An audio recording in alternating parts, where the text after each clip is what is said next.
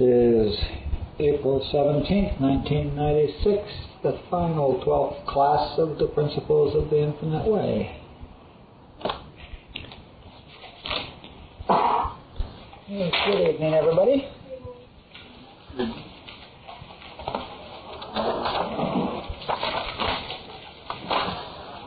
So this is our last Principles of the Infinite Way.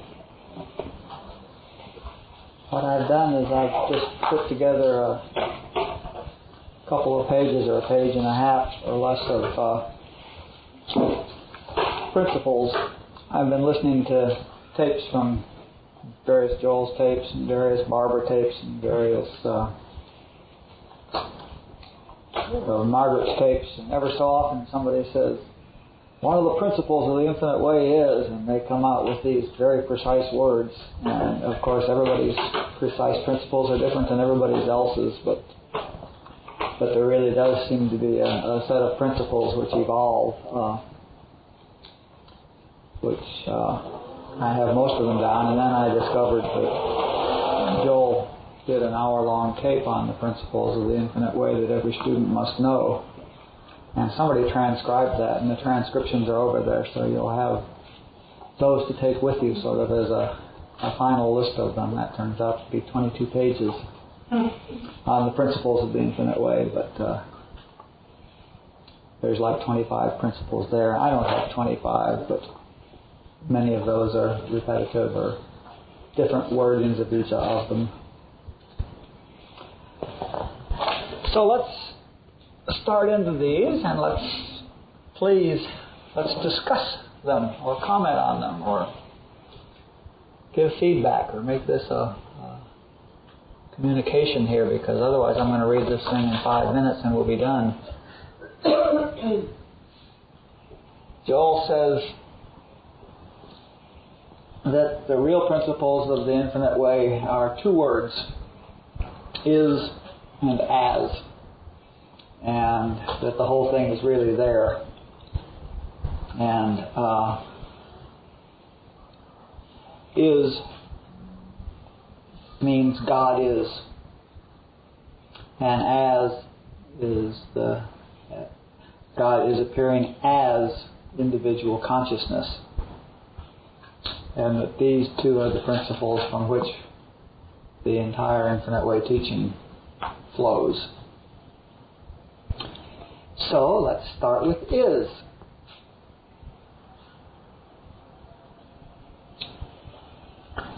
The first one that came to mind with me on is all there is God.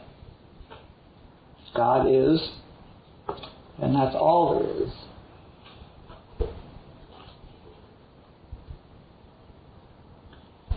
And God is consciousness. The nature of God is consciousness. So all there is consciousness.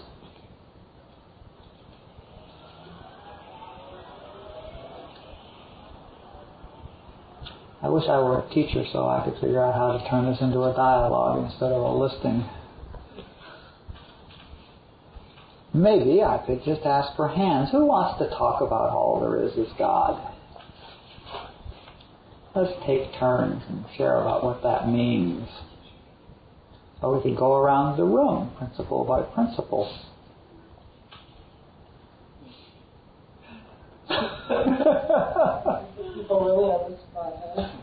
Well, or we can have a short class. Anybody want to comment on is or as? Okay. I feel I've really gotten in touch with the is of God. I'm just trying the best way to express it, but it's in my readings, God is, so therefore that's all there is. It's really difficult to put into words. God to me is warmth. I feel a lot of warmth in meditation.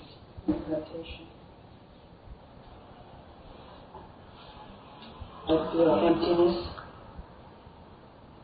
Mm-hmm.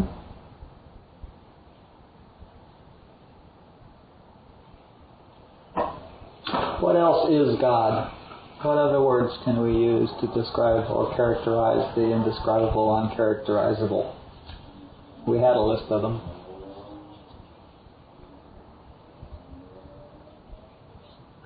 Harmony. Harmony, yes, God is harmony. Creation. Like the infinite, invisible, or invisible, infinite, something like that. That's good. Joel uses that, the infinite and visible. Mm-hmm. Omnipotence, omniscience, omnipresent. Yes, the three omnis. Eternal. Yep, which I like omnitemporal, the four omnis. Omnicaritas. Omni what? Caritas, 5, that is love. One teacher has used that. That's a new word.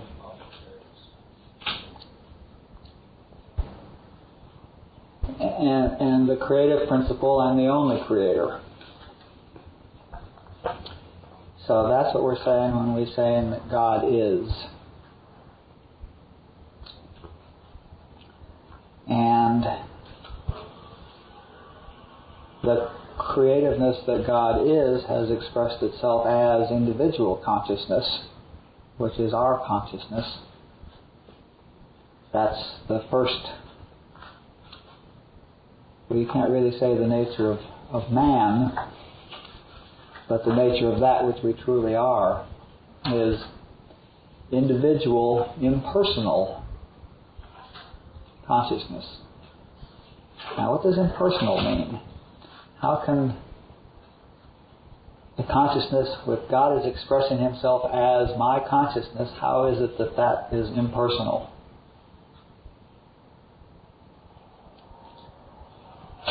It means that he doesn't pick you out. It's not as if he was rewarding you or not rewarding you or picking you out. It's a matter of you learning enough to be able to move into that awareness. That's true. God certainly has no favorites or anything like that. But this is more impersonal than that. That would just mean that a bunch of personal consciousnesses, no one of which is chosen above the others. This is what does it mean that the consciousness which I am is impersonal? Isn't it the concept of individualism in that an individual is something that cannot be dissected into parts? So it couldn't be personal if there's only one. Good. And what's the implication of that? There's only one consciousness. Right, that's the beginning, but it's in that there are individual. Within the one consciousness, God is expressing itself as individual consciousnesses. There is this consciousness which I am, which is separate in some sense from the one that you are. It's a separate expression, although they are one. They have their oneness in the fact that it's all God. But why is it impersonal? What does that imply? Well, what comes to me is, I am God, but God is not me. Or vice versa. God is me, but I am not God. Okay. Like I am nothing, and you know that I am nothing. My life is God that does the work. Mm-hmm. It's also the point that's the hardest one for us to grab is that, the personal sense here is the sense of Lee. And that's the illusion. That's not what we're talking about. The I that is the consciousness, the individual consciousness that God is expressing that happens to be in this body this time is also the one that was wearing a different body last time and will be wearing a different body next time and has continuity and will have continuity when it grows beyond the human sense. And so the point is that the reality of me is totally impersonal. And the personal attributes that I attribute to it are the three-dimensional attributes that I'm adding to it. So in that very fundamental sense that the individualized consciousness is impersonal. It's not Lee. Lee is like the suit of clothes it's wearing. That's not what's there. Lee is the act. We're talking about the actor. The actor goes through 10 plays and performs 10 different roles, and the actor is none of those personalities. So the actor with respect to the roles is impersonal. And I think it's in that sense that it's an impersonal, individualized consciousness. You see that there are separate actors in the play, but none of them is the role that they're playing. And obviously one actor could play several roles in the same play, certainly in several plays. So there are individuals doing the acting, but they are impersonal with respect to the play. And this is the play, this is the Leelaa. I have a question. I don't know if this is the right time to interject this, but I've been thinking about it the last few days. Then it's the right time. I'm confused between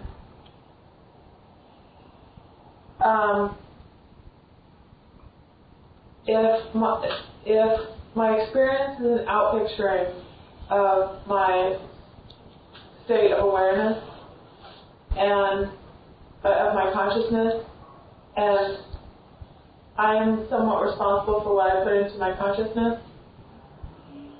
Is that right? Okay. Yeah, then when things aren't going my way, I feel responsible because I think, well, what am I putting in there if this is what's coming out? And then, so what I've been going through for the last few days, I've been feeling responsible for, like I can change it. And then this morning, I've been searching for something to read, and I picked up the essay book in the 23rd Psalm when he says that every experience, every challenge, everything that happens is God doing it for you so that you can learn from that challenge. And I can't get those seem like opposite. Mutually contradictory. There's always two levels of everything. And spiritual nature appears to be paradoxical. There's always two levels. If there is a you, then to the extent that there is a you as a separate entity, then you have dominion over your mind, over the content of your mind, over what you express. And what you outpicture is a direct reflection of your current level of consciousness. But at the higher level, really all it is God performing his whole thing. I mean, at the level that you're the actor in the play, then what you put in your consciousness determines your experience, determines how the play is going to come out. But at the highest level, God wrote the play, God's the actor, God's the costumes, God's the scenery, and God's the audience. And the whole thing is God performing God's play for God's own reasons, whatever they are, and it has nothing to do with any of us. I mean, there is the level of awakening that Robert has, for example, that all of this is nonsense. And at that level, there is no such thing as free will, and there is no such thing as dominion. All those go away at the highest level. But that's of no interest to people who aren't there. I just want to back on something, because what I'm hearing you're saying is that you're feeling responsible for the things that go wrong in your life, kind of like a guilty kind of responsible, and you should be able to do something different. I'm not sure how much different we can do about things. I mean, I couldn't stop drinking a day before I stopped drinking, even though I knew it was really bad for me. And consciously, I wasn't trying to make that happen in my life.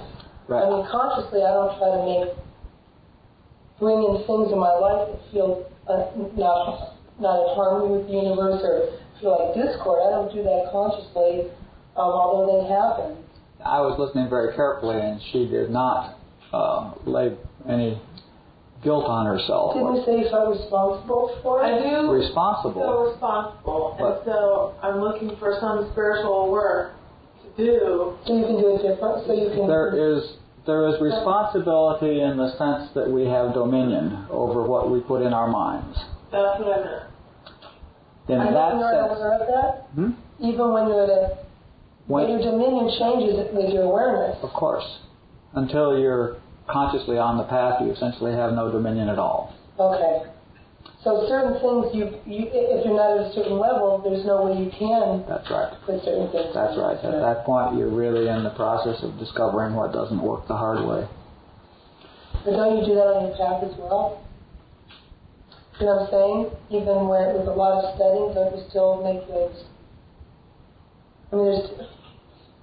But it becomes easier to draw one. You can get instructed through pain, or you can get instructed through study. And until you know that fact, then the getting instructed through study is not an option. But you can either be taught through pain, through the fact that what doesn't work will not work, or you can get taught by reading and learning what will work and trying what works before you have your nose rubbed in what doesn't work. If you think that 2 times 2 is 5, you can build a house based on 2 times 2 is 5, and it will come down around your ears. Or you can go to school and discover that 2 times 2 is 4 and not build the house. I understand that. Well, what if I'm thinking about doing a lot of study on things and being in certain awarenesses of things and still having maybe, I don't want to call it a character defect or something come back into my life that wasn't really a part, I didn't feel my consciousness anymore, that I've gone past that. I mean, you know what I'm saying? I hear what you're saying, and what you're saying is it's not part of what's in the top of your head, but it's still part of your belief system. There's more of you than you're conscious of. And you know the truth now at some level, but it has not changed your intuitive awareness. You now have the first process is to learn the letter of truth. And the purpose of that then is to raise yourself to where you can have the intuitive awareness in which you become, where you really know this. And just knowing the letter of truth is not going to change anything. Experiencing, I mean, the words are messed up, but having the experience of it, having the conscious realization of it is the transforming thing. The learning the letter of the truth is to prepare your consciousness so that you are more likely or better prepared to have the intuitive clicks which in fact transform you, and they will transform you on the spot. When you get it, it stops, and it's really done.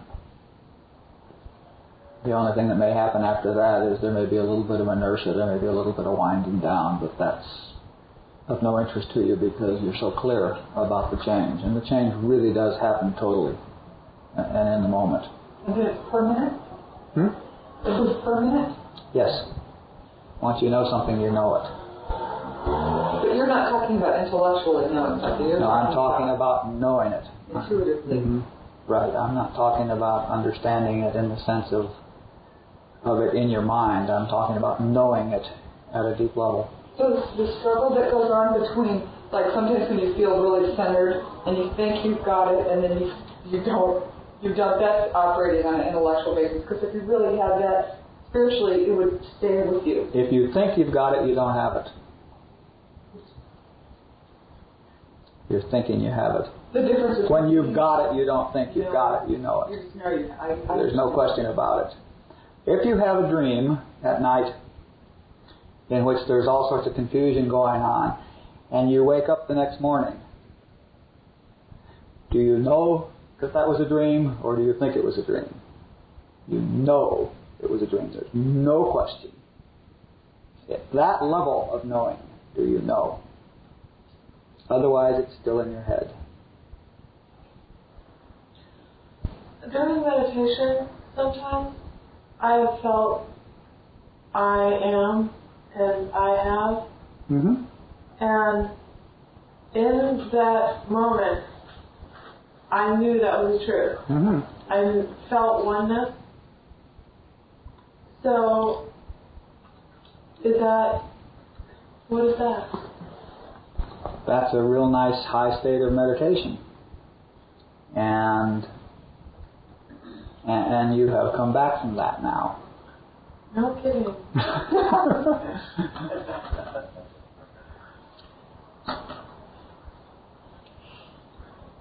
There are glimpses as well, and there's knowing.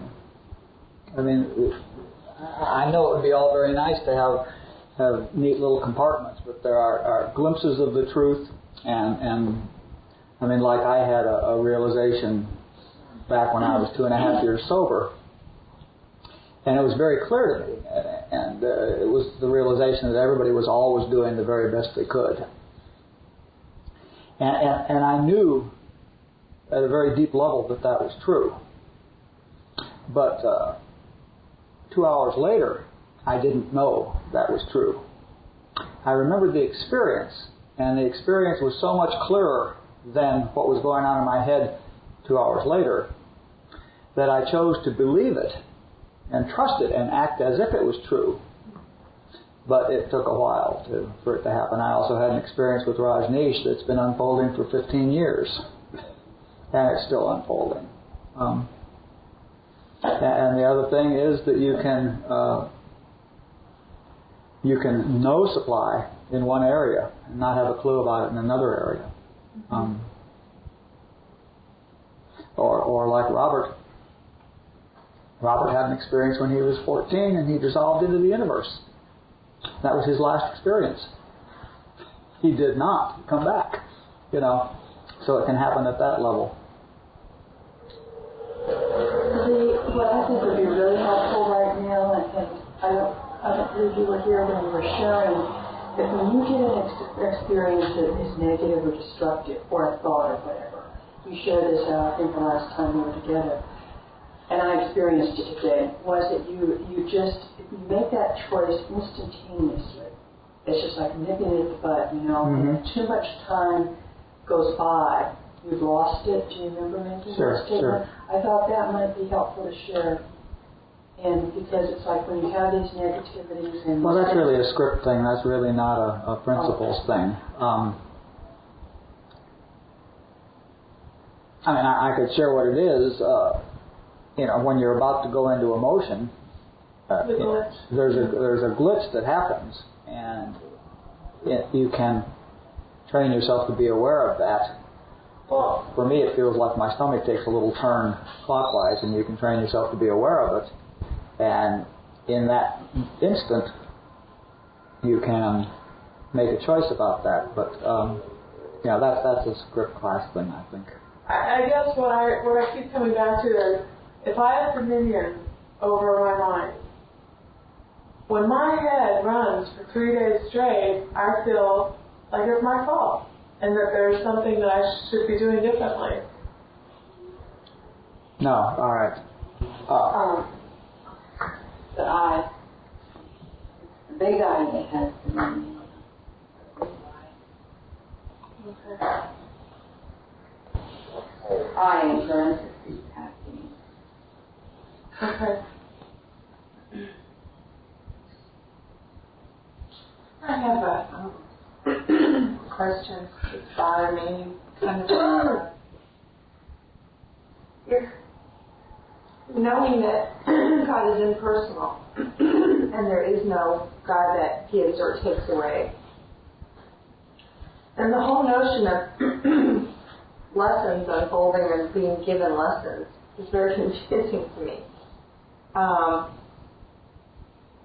Because it seems very diametrically opposed to the notion that we're discussing of the impersonal. If you think that it's God assigning lessons, then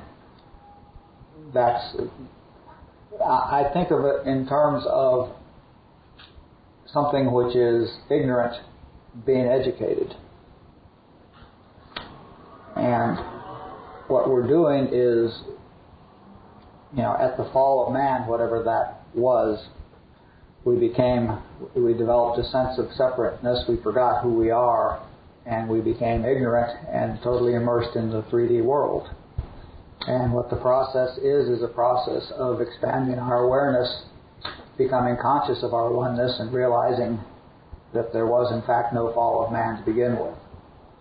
But that process is a natural and impersonal process. It is the nature of that process to do its work, which is to grow us spiritually.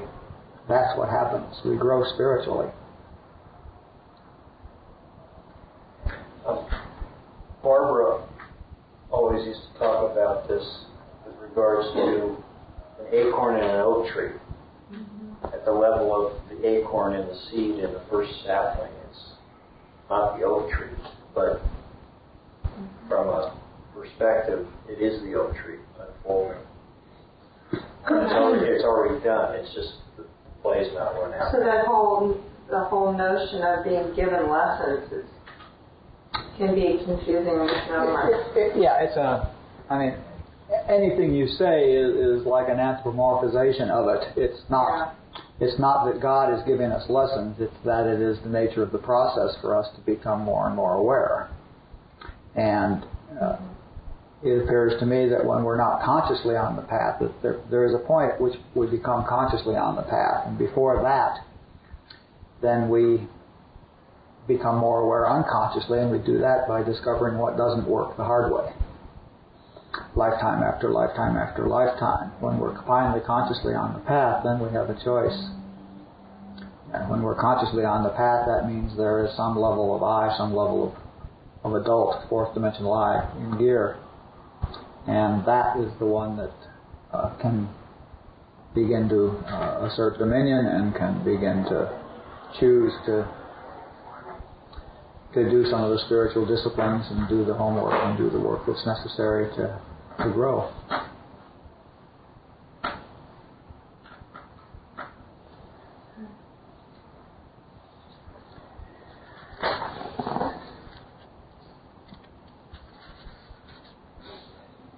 Okay, the nature of man and of the universe is consciousness formed.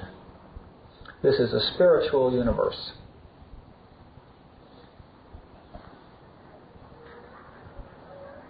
Not material, not mental. It's a spiritual universe. Now, this one's hard to talk about because we have no concepts about what spiritual is. And the only thing I can ever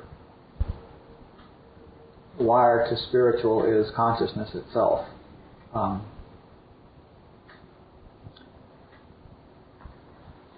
But the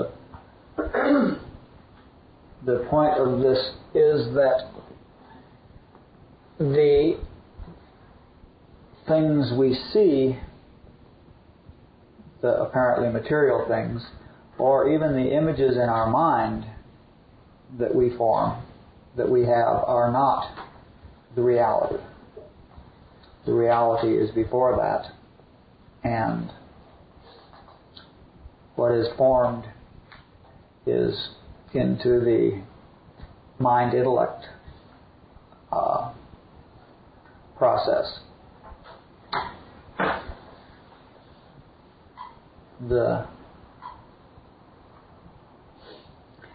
And it's in this area that healing happens. For example, when we, the first question that came to me about healing is, yes, I understand that seeing a diseased body is not possible because God is harmonious and God never created a diseased body, etc., etc. But also, God never created a healthy body. If you believe in health, you believe in disease. That's dualism. What is this all about? And the process of healing is to become aware of the presence of God, and then becoming aware of the presence or the not only the omnipresence of God, the fact that everything is God, and in the process of becoming aware of that, the picture changes. And why does the picture change from disease to health? Since both are unreal. And the fact is that the picture, it's as if our view of the picture becomes more clear, and the picture more nearly reflects the nature of God, which is harmony. But the fact is that we are in this human body, and when we are looking through our senses, we are going to see something that is of the dualistic nature. I mean, if you are looking through your senses, you are going to see health or sickness. On any body you look at, it will be healthy or sick if you're looking through your senses. If you're clear and clearly in touch with God, then you can look through the higher spiritual sense, which is the nature of your spiritual body, and see a picture which is, looking through that sense, you can see the spiritual idea, which all of this materiality is the formation of. So,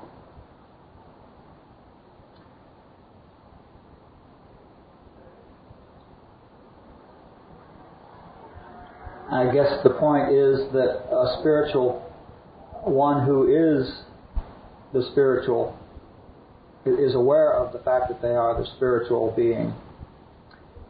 That one sees the spiritual reality of things and is not misled by the material appearances which continue to exist as long as that spiritual being continues to wear a body and have the five material senses. But there's processes going on at more than one level. And this I've been told by Robert also, that this is his experience. He sees, when he's using his eyes, what we see. But he never fails to know the non-reality of it and to know the truth about it. And he's always aware of the truth. And the truth is much more real to him than the appearance. It's as if he were in a dream, but were aware in the dream of who he really is always. So that the dream is, the material world to Robert is a dream. And he's always aware of that. It's not, sometimes he remembers that it's a dream or wonders if it's really a dream or something like that. He is always conscious, absolutely conscious of the fact that it's a dream. And he's conscious of it at the level that we're conscious that something was a dream when we wake up the next morning. So he is in a dream, but he's awake. So somewhere when I think about that, I can get a sense of the fact that it really is a spiritual universe, and it's all spiritual. It's so difficult for us to break out of the three-dimensional input because we're so addicted to the five senses.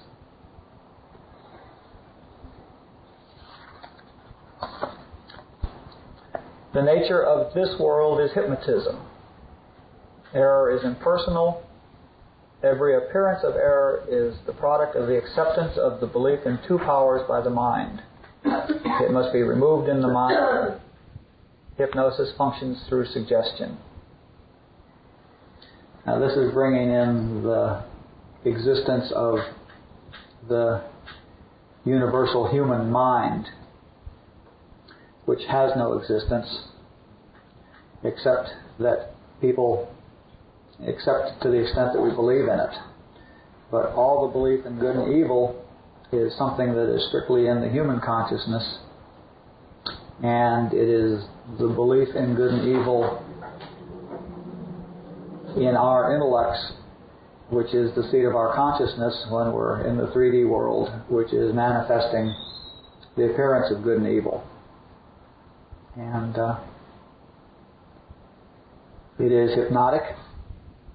It's just exactly like a hypnotist hypnotizing you to see things that aren't there.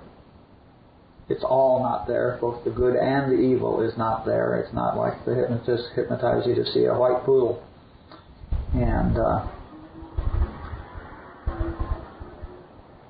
the white poodle's not there, but a black poodle is, or something like that. The fact is that it's all not there. It's all hypnosis.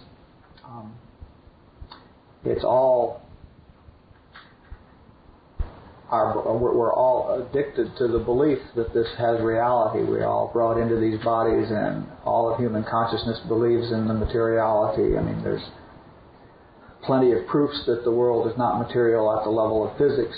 In the 3D world, physicists will prove to you that the world is not material. There's all the proof in the world that you possibly could need that this is not material, and yet we absolutely are convinced that it is.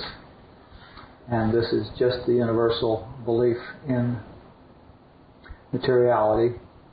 And it's a dualistic belief. It's belief in good and evil and tall and short and pretty and ugly and all these judgments that we add to it. I always like to, I have a hard time sometimes with this, but I like to think back to, like before Columbus, when the belief was that the world was flat, and that the horizon was real, it was going to fall off. And then, obviously, the realization was, it's just a false, it's not true. And yet for tens of thousands of years, that boundary existed. And, Right. Just a line in the sand, false hypnosis. Just hypnosis, sure. We just all agree on truth, and that effectively becomes truth. I mean, that's what we believe, and all of us together manifest that. Did you say that the error must be removed in the mind? Mm-hmm. Yeah, the belief in error is in the mind. Error. Well, error has to go. Error from your mind. Error has to go too. Airheads must go.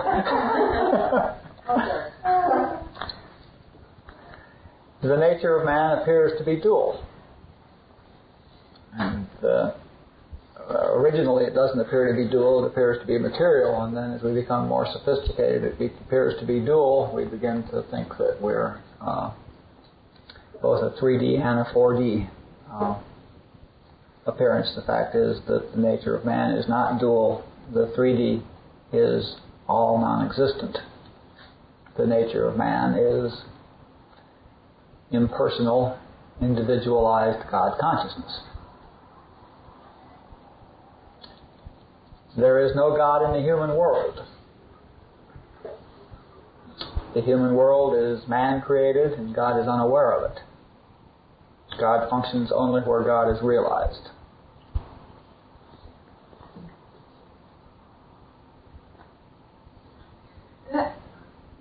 That seems...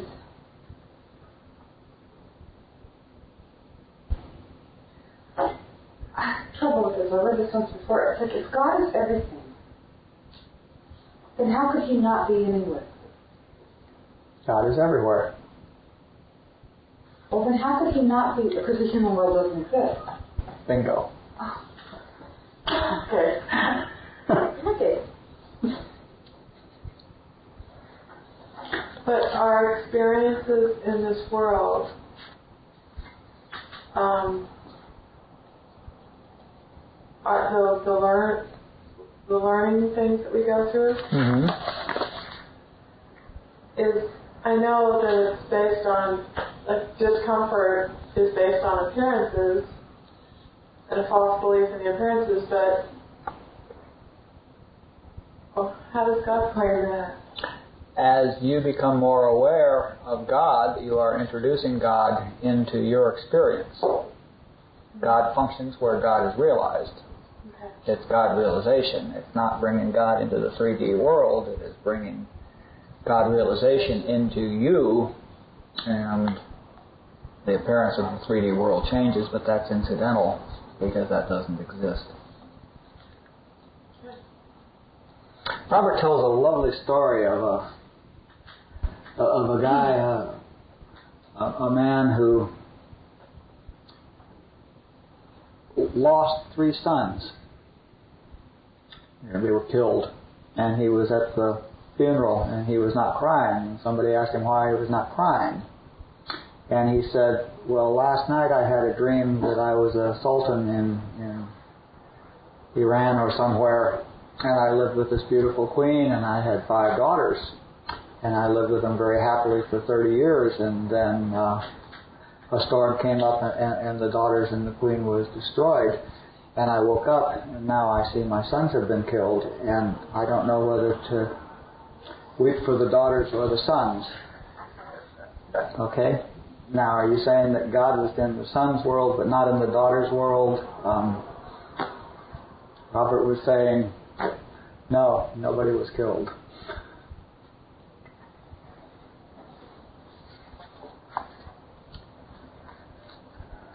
I was thinking of this human, there is no God in the human world. Mm-hmm. And what came to mind is so many of the religions now are in the human, and they really create a God to serve man. Mm-hmm. Yeah. And that's what a God is in the human world. God's definitely created in our own image. Yes, serving. God is there to serve us, Right. which of course is the total opposite of... If we get the ritual correct and use the right words and catch him on the right side of bed and things like that, but Very hard, and with the correct sacrifices and things like that, then or we can develop a priest class which has a pipeline to God, and we can pay priests to talk to God. Another thing I love too is the spiritual universe is not mental, because I was in metaphysics for so long, for Right. 20 years. Mental is the second stage. There's material, and then there's mental, and then there's spiritual, and spiritual is not mental. Mind is just another concept in consciousness. Consciousness is not mind. Mind is just another thought in consciousness, another dream. I have a question. I talked before about the initial spiritual awakening of getting sober, for example. Mm-hmm. And when you have that prayer, when you say, "God help me," and that creates an opening enough for the consciousness to begin to get through. Mm-hmm. What happens for me, now I'm confused, which is a normal state. But, okay, so I've gone through the initial understanding, or the break of the consciousness, and I feel like I've gotten in here, but I still feel stuck a lot of times. And I don't know what to do, because I don't know what to do. Mm-hmm. Because the option to say, "Help, God," seems to be eradicated by this whole process. So, what do? I really don't know, and it's been distressing because I don't know what to do. The answer is the 3 things that I've mentioned before. You do the reading and listen to the tapes and retrain the intellect. You meditate in order to make the conscious contact with God so that you can be elevated. And you hang out with people who are doing the same kind of work and with higher consciousnesses so that you can be elevated. Well, what if I'm doing all that stuff? What do you do in the moment? Does anyone else have this? Then you're doing as much as you can. You're an alcoholic who wants a quick fix. And for some of us, we don't get instantaneous enlightenment. Sorry. I think that was kind of thinking that not wanting to feel uncomfortable. Okay, give it to me now. There are years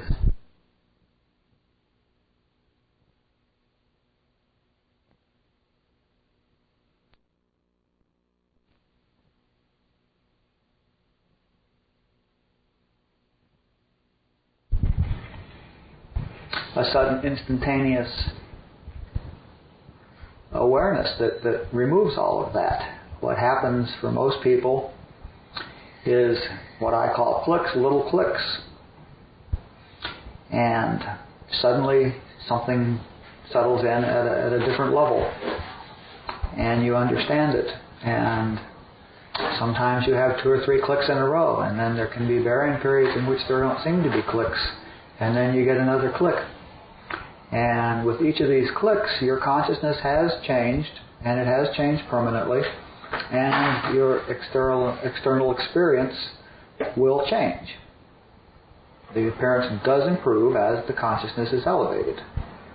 But if there was a spiritual practice which would do it right now, everybody would have learned that, 10,000 lifetimes ago, and none of us would be here. This is for me too. Today I was working on it. I was getting stressed out, and I thought, I could go in my bedroom and shut the door, and I could sit down in the bed, and I could just get quiet, and just get quiet, and really get clear that none of this stuff really matters. But then, wait, it's like I could have done that, but I didn't, because it is like I'm not ready to let go of the effort, right? And I just went, I'm really hooked into You're it. addicted. Still. You're addicted to trying. I'm not, I'm still in pain because I'm not willing to let go of my illusion that I can control my environment if I just work hard enough. And so here I am. We were talking the other day about stopping. That's what you have to do. That's all you have to do is stop. But that's the hardest thing in the world. And it's counterintuitive. It makes no sense. The mind says you can't do that. The conditioning says you can't do that. Your parents, teachers, your friends, everybody says you can't do that. It's insane. It won't work. I don't want to embarrass myself in front of their days. They're working I'll look like a fool. I'll look like a fool. Because I probably look more like a fool being nuts. But not to everybody else. They're in the same belief structure. They're doing the same thing.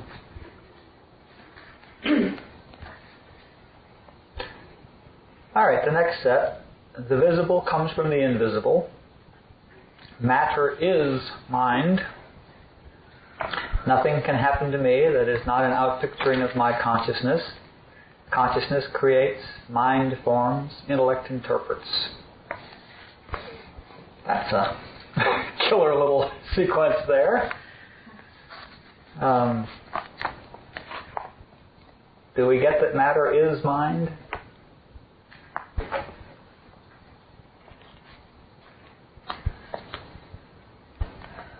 In the kingdom of God there are no powers, and no good and evil.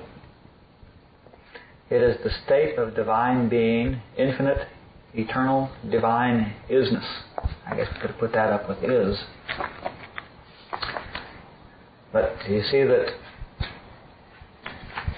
if all there is God, there's the idea of power has no meaning. There's nothing to be a power over. So there really isn't. Omnipotent is useless. Finally got all the power and there's nothing to use it against. It must be very frustrating to be God. Omnipotent and can't show off. The nature of God is fulfillment. Lack or error comes from a sense of separation from God. The realization is, I am one. All that the Father has is mine because all that the Father is what I am.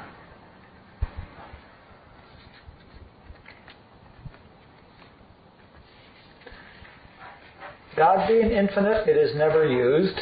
This is one of Joel's. We open ourselves to be used by God.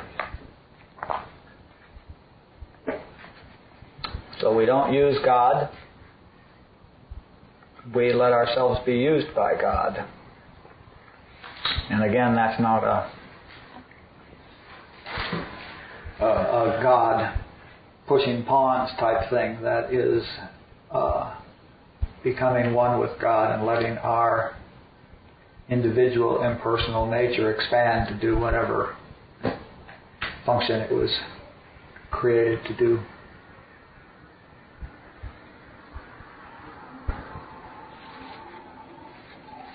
There is no such thing as personal evil, evil for which you are responsible. There's no such thing as you're being responsible for any form of sins, evil, lack, etc. that comes into your experience.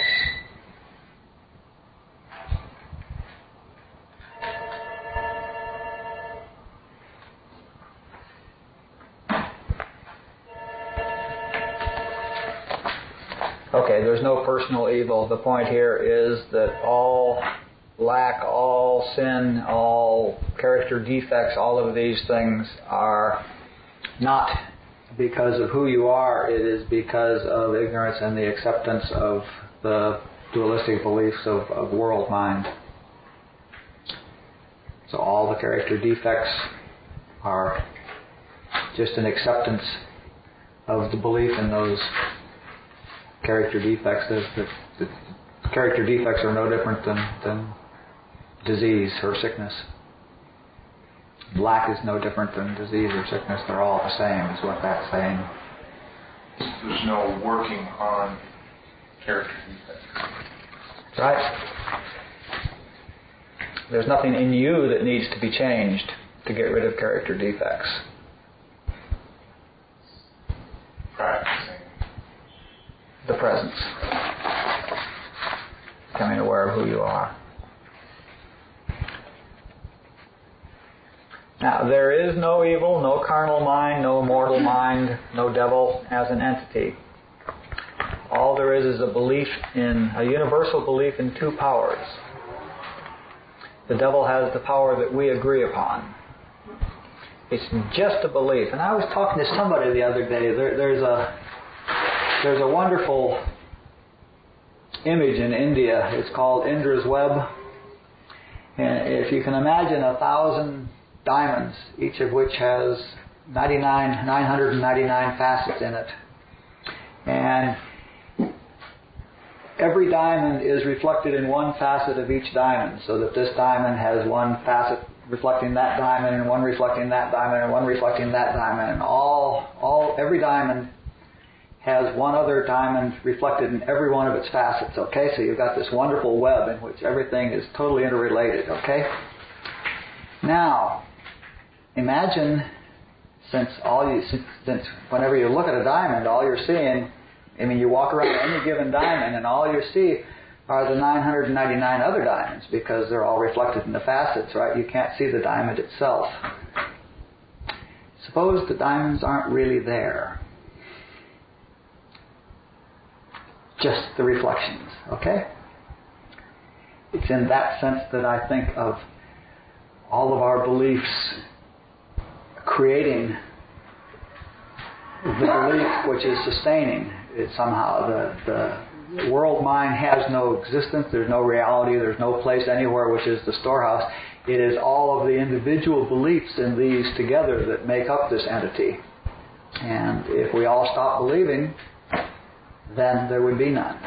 It's just propped up out of nothing. It's all done with smoke and mirrors. It has no power. It's just like if Indra's diamonds weren't really there, just the reflections. Of course, if you just pull out one diamond, the whole thing shatters. That would be bored.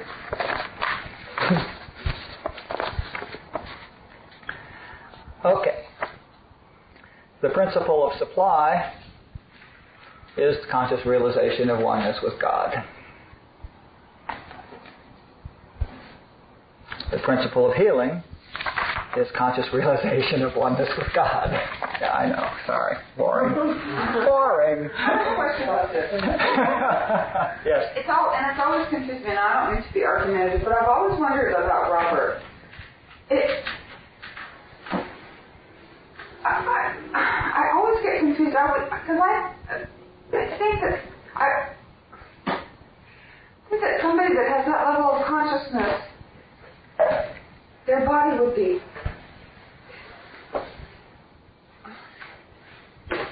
I just stumble on it. I mean, I know that I just have a really hard time with that. Oh, you think Robert has a body? Yeah. Oh. I see. Oh. That may be it. He doesn't. He knows better. When we talk about healing, and I read, at least I think I read, that healing was used not really to heal, but to be an inspiration or a demonstration to people who are trying to learn. To just like normal people. Yeah, two things there. Healing is not used to heal because there's nothing to heal. Right. That's the basic principle of healing. There's nothing to heal. But why do you practice? Why do we even bother with quote healing, unquote? And the answer is twofold. One is that it's a real good carrot. It's a real good thing that brings people into a spiritual practice, and it demonstrates the truth of these principles. And it's important if you're propounding a theory to have some proposing a theory to expounding a theory to have some sort of a demonstration of the truth of that. And the other reason is that within the illusion, within the play, people are miserable. And while they are in pain, they are not going to be able to do the spiritual work as well as if they are relieved from the pain. I mean, when your body is hurting, you're going to be focused on your body hurting. And so Joel and Barbara and lots of teachers relieve their students of the suffering so that the students can focus on the work they're doing. So those are all good reasons for healing, but the basic rule is there's no such thing as healing. There is, the act of healing is the awareness of the fact that there is no need to heal. Can you say that again? I said just the last sentence. Yeah. The principle of healing is that there is nothing to heal. The healing is in the awareness that there is nothing to heal. The practitioner will not fix something. The practitioner will become aware of the fact that there is nothing to be fixed. Excuse me. So, because I'm at this whatever low level of spiritual consciousness, when I look at Robert, I see Parkinson's disease. Mm-hmm. Would Joel Goldsmith see Parkinson's disease in their body, or would you not see that at all? We'd probably see Parkinson's disease. See, if he was looking through his five senses, he'd see Parkinson's disease. If he was looking through his spiritual consciousness, he'd see that this is the Son of God. And there is no disease there. And there is no disease there. There's an appearance. There is just an appearance of so disease. when does the appearance go away? If Robert... If Robert wanted to be healed in the healing, if Joel did the healing, would all of us see that body not have Parkinson's disease anymore? Yes. All of us in that room? Yes. Whether we were at any spiritual level or not? Yes. Instantaneously. But Robert doesn't even think he has a body, so he doesn't give a shit. He knows he doesn't have a body. So he doesn't give a shit. Precisely. But isn't his consciousness, and not knowing he doesn't have a body, knowing that there's no body to be healed, wouldn't that be enough that none of us would see Parkinson's disease in there? See, I don't get that. Yeah, the way I think of it is that if his consciousness is so high, his body would just automatically be in good shape. And that's where he's trying to understand it. You're seeing a body, and you're deciding how it ought to appear. But everyone in the room is too. Right. We all see the same disease. We're all seeing the same picture. All seeing the same appearance. Does Robert see that body as he's looking through his human eyes at Parkinson's disease? Certainly he does. And that's what You're asking. Robert knows he mumbles. But could he heal himself if he wanted to? Of course, right? Of course not. There's nothing to be healed. It's an illusion. It's an appearance. It's a dream. Parkinson's disease is that's human. Robert told me that this body is referring to his own body, he says, this body is no more mine than hers. Which one should he heal?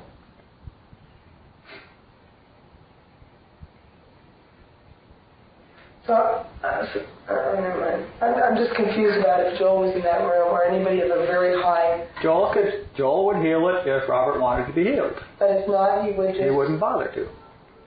But when he looked at Robert, he wouldn't see... He would see...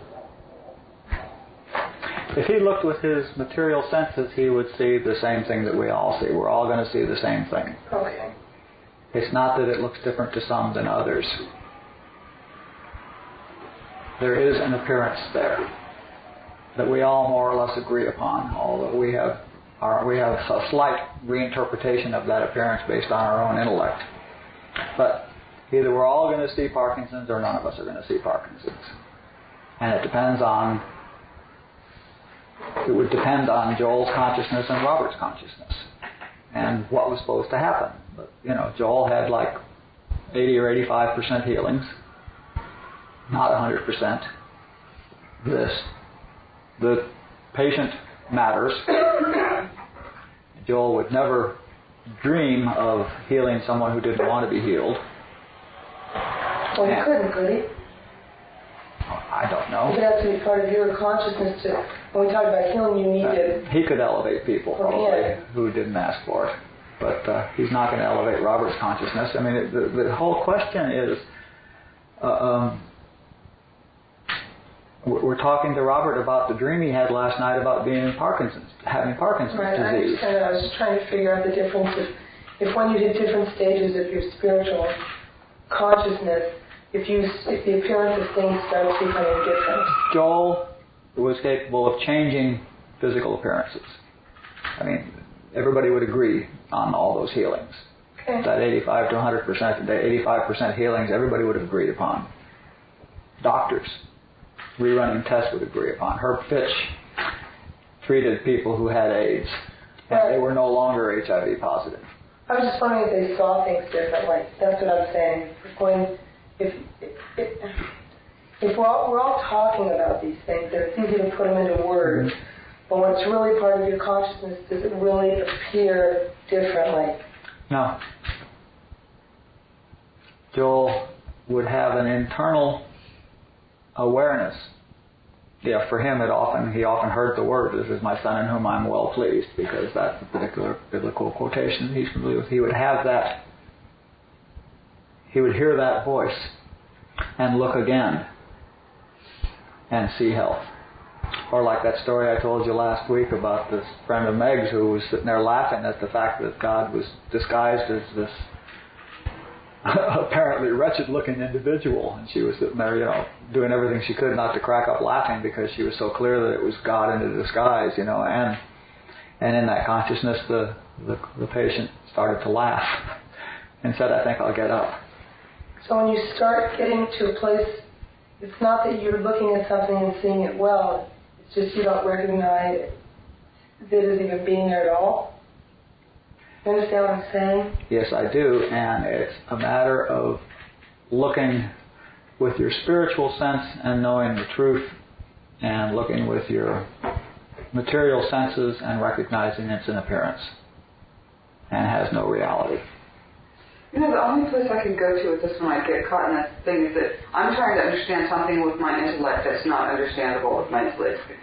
I'm trying to figure it out based on, this caption, this, and it doesn't make any sense that way. It's not.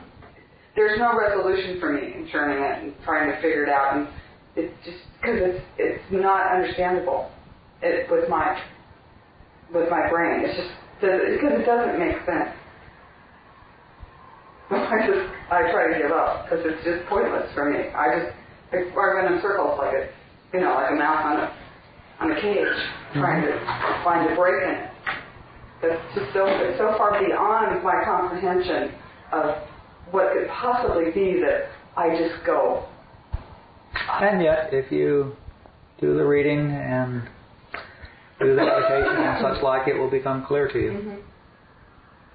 It's not a problem. It will become clear to you. And my goal is to stop trying to think about it too much. Right. Stop trying to figure it out so hard. Excellent. Yeah, you will not figure it out on sheer intellectual horsepower.